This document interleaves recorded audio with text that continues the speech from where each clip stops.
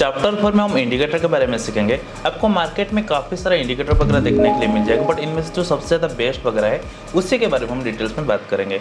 अगर मेरी बात करें तो मैं टोटली इंडिकेटर का यूज़ नहीं करता, क्योंकि मैं टोटली प्राइस सेक्शन का यूज़ करता हूँ। बट इंडिकेटर वगैरह जो होता है हमको इंडिकेट कर देता है कहाँ पर हमको ट्रेड लेना है। तो इनमें से जो सबसे ज़्यादा बेस्ट वगैरह है उसमें से आपको देखने के लिए मिल जाएगा मूविंग एवरेज, जिसको हम मूविंग एवरेज को हम एमए बोलते हैं।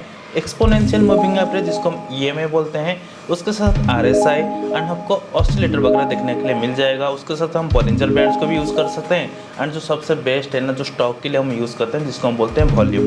तो इनमें से जो चीज़ है ना, जैसे हमारा मूविंग एवरेज है उसको हम यूज़ कर सकते हैं, उसके थ्रू हम ट्रेड ले सकते हैं। जैसे 20-50 EMA का हमारा क्रॉसओवर वगैरह होता है इसका एमए का, तो उधर हम ट्रेड ले सकते हैं। तो इसको आपको दिखाने के लिए मैं थोड़ा सा आपको प्लेटफॉर्म में लेकर चलता हूँ, अधान की प्लेटफॉर्म में। आप कोई भी प्लेटफॉर्म यूज़ कर सकते हो।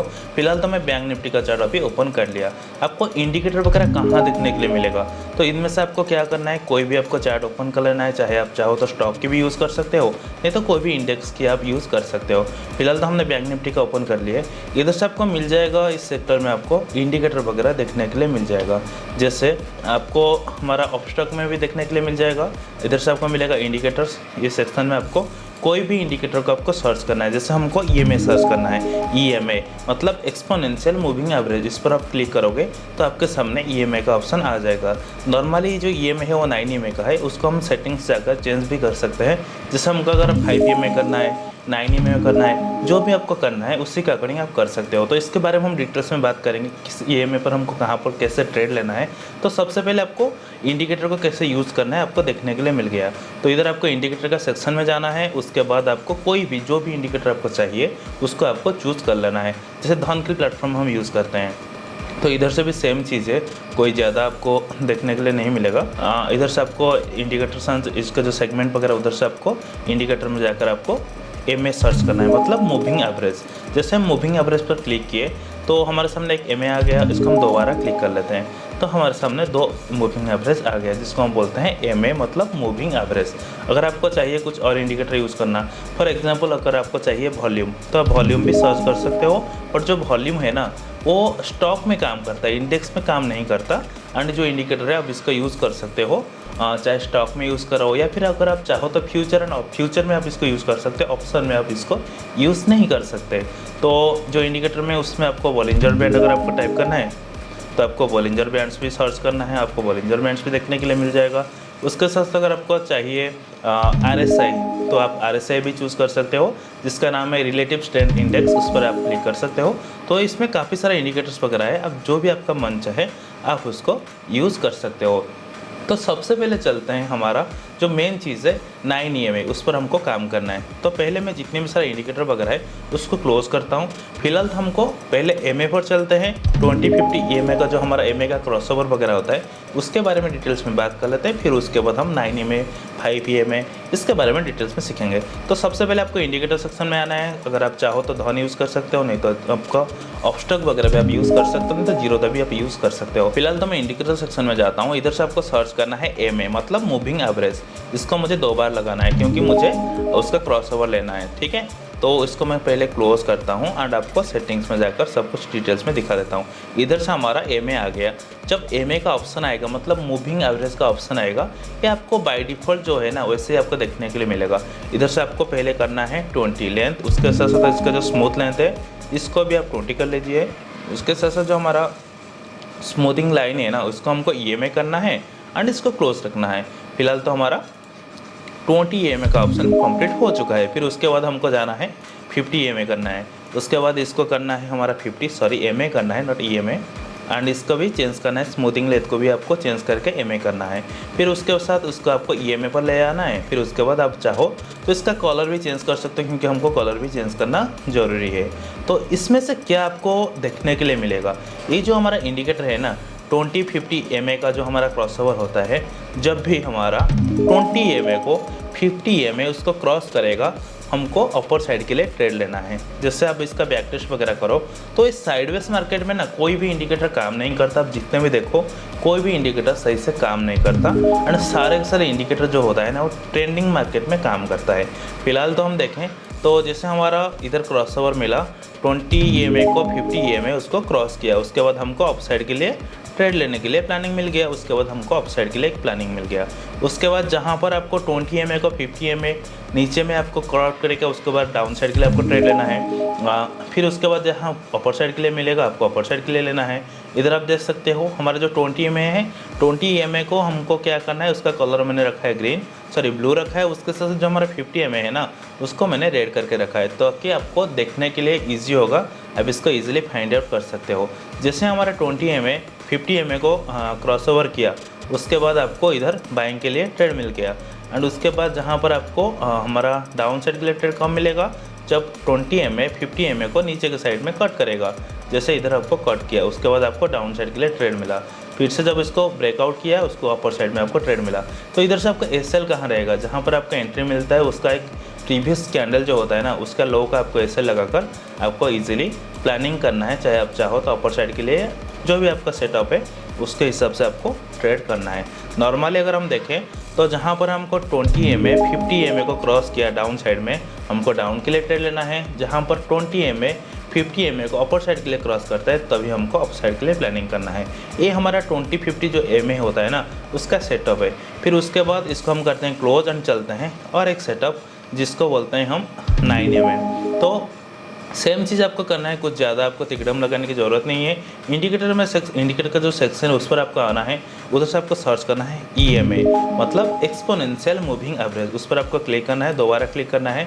अगर आप चाहो तो पहले मैं आपको 9 EMA का बताता हूँ, उसके बाद 9-15 का बताऊँगा। सबसे पहले मैं एक को इधर इसको हाइड कर लेता हूँ। इधर से आपको हाइड का ऑप्शन मिलेगा, उस पर आप क्लिक करके इसको हाइड कर सकते हो। तो इधर हमको 9 EMA मिल गया। सेटिंग्स में जाना है आपको, उसके बाद इनपुट में जाना है, SMA जो है इसको EMA कर लेना है, सिंपल और कुछ नहीं। स्मूथिंग लेंथ वगैरह सेम रहेगा, इसके बाद इसको क्लोज कर लेना है। तो जो हमारा 9 EMA का सेटअप होता है ना, वो क्या होता है, जैसे 9 EMA के ऊपर हमको एक कैंडल की क्लोजिंग मिलना चाहिए। सबसे पहली बात, मार्केट जो भी हो हमको मैटर नहीं करता, जो हमारा 9 EMA होता है ना, 9 एक्सपोनेंशियल मूविंग एवरेज होता है। उसके बाद हमको अपसाइड के लिए प्लानिंग करना होता है। आपको मेनली क्या करना है ना, जैसे 9 EMA के ऊपर एक कैंडल का क्लोजिंग चाहिए, उसके बाद जो दूसरा कैंडल उस पर आपको मिलेगा, उसका ब्रेकआउट के बाद आपको ट्रेड लेना है। प्रीवियस कैंडल का आपको लो का SL लगाना है, उसी के अकॉर्डिंग आपको ट्रेड को होल्ड करना है। जैसे मार्केट इधर से आया, 9 EMA के ऊपर हमको क्लोजिंग मिला, उसके बाद हमने अपसाइड के लिए प्लानिंग किए, उसके बाद हमको अच्छा खासा टारगेट देखने के लिए मिल गया। सेम चीज़ आप बैक टेस्ट कर सकते हो। जब इसका नीचे रहेगा आपको ट्रेड लेने की कोई ज़रूरत नहीं है, उसको अवॉइड करो। जैसे इधर नीचे आया, उसके बाद एक क्लोजिंग हमको मिल गया, कहाँ पर ना 9 EMA के ऊपर हमको एक क्लोजिंग मिल गया। ये हमारा अलर्ट कैंडल है। उसके बाद हमको ट्रेड करना है। उसके बाद जो कैंडल इसका ब्रेकआउट करेगा वहाँ पर हमको ट्रेड लेना है। एंड हमारा जो स्टॉप लॉस रहेगा, जो प्रीवियस कैंडल है उसका लो का आपका स्टॉप लॉस लगाकर आप इसको 1:2 1:3 जितना आप चाहो तो उसी के हिसाब से आप इसको कैरी फॉरवर्ड कर सकते हो। अगर आप चाहो तो ट्रेलिंग SL भी आप इसका यूज़ करके अच्छा खासा इसमें आप प्रॉफिट बुक कर सकते हो। तो जो 9 EMA का सेटअप होता है, इसके बाद आपको क्या करना है ना, सबसे पहले 9 EMA के ऊपर अगर आपको एक कैंडल की क्लोजिंग मिलती है, उसके बाद जो नेक्स्ट कैंडल है उसका ब्रेकआउट के बाद हमको अपर साइड के लिए प्लानिंग करना होता है। हमारा जो प्रीवियस कैंडल का लो है वो हमारा SL रहेगा। उसके साथ साथ हम एक देखते हैं ना 9-15 EMA का क्रॉसओवर, उसमें हमको क्या मिलेगा। सेटिंग्स में जाना है, एक EMA 9 EMA रहेगा, उसके बाद जो दूसरा EMA है उसको हमको करना है 15। उसके बाद हमारा जो स्मूथिंग लाइन है उसको हमको करना है EMA। उसके बाद इसका जो कॉलर है ना, इसको हमको चेंज कर लेना है, ताकि हमको थोड़ा सा विजिबल अच्छे से हो और हम इसको जल्द ही आइडेंटिफाई कर ले कौन सी 9 EMA है एंड कौन सी 15 EMA है। तो जो 9-15 EMA होता है ना, इसका रूल क्या है, सेम चीज़ है। 9 EMA के ऊपर आपको अगर क्लोजिंग मिलता है, उसका नेक्स्ट कैंडल अगर उसके बाद ब्रेकआउट देता है, तभी आपको अपर साइड के लिए प्लानिंग करना है। बट फर्क इतना है, जो हमारा 15 EMA रहेगा ना, ये हमारा आज इस रेजिस्टेंस उसी के हिसाब से काम करेगा, सॉरी आज इस सपोर्ट उसी के हिसाब से काम करेगा। मतलब अगर 15 EMA को कोई भी कैंडल क्लोज कर देता है, उसके बाद हम इसको ट्रेड को हम क्विट कर लेंगे, यानी कि हमको इंडिकेट करेगा जो हमारा 15 EMA है ये हमको अलर्ट करेगा। उसके बाद आपको ट्रेड से क्विट कर लेना है, ताकि आपको थोड़ा इजी हो जाए। तो ये हम इसको यूज़ कर सकते हैं। एंड हमारा जो 15 EMA है, इसको हम आज सपोर्ट लाइन के हिसाब से भी यूज़ कर सकते हैं। तो सबसे पहले जो हमारा मेन रीजन रहेगा, 9 EMA के ऊपर आपको ट्रेड लेना है, एंड जो हमारा 15 EMA रहेगा उसके बाद आपको डाउन साइड के में जो आपको एंट्री करना है, उसका थोड़ा सा आपको वेट करना है। बट हाँ, जो ट्रेड है ना, उसमें आपको क्विट कर लेना है, ताकि आपको पता चल ही जाएगा कि हमको इस ट्रेड को होल्ड नहीं करना है। सिंपल देखिए, इधर 9 EMA के बाद हमको एंट्री मिला, हमको अपर साइड में ट्रेड मिला। जब 9 EMA के आसपास आया, हमको अपर साइड के लिए अगर प्लानिंग करने के लिए ऑप्शन मिलता है तभी हम लेंगे। पर देखो इधर 15 EMA को टच कर लिया, इसका ब्रेकडाउन हो गया, मतलब इधर से हम इस ट्रेड को क्विट कर लेंगे। इसके बाद हमको होल्ड नहीं करना है, अगर हम होल्ड करेंगे तो हमको अच्छा खासा स्टॉप लॉस देना पड़ेगा। तो ये हमारा 9-15 EMA का सेटअप। उसके बाद हम बात करेंगे 9-20 EMA। सिंपल हमारा जो 9 EMA वो सेम रहेगा।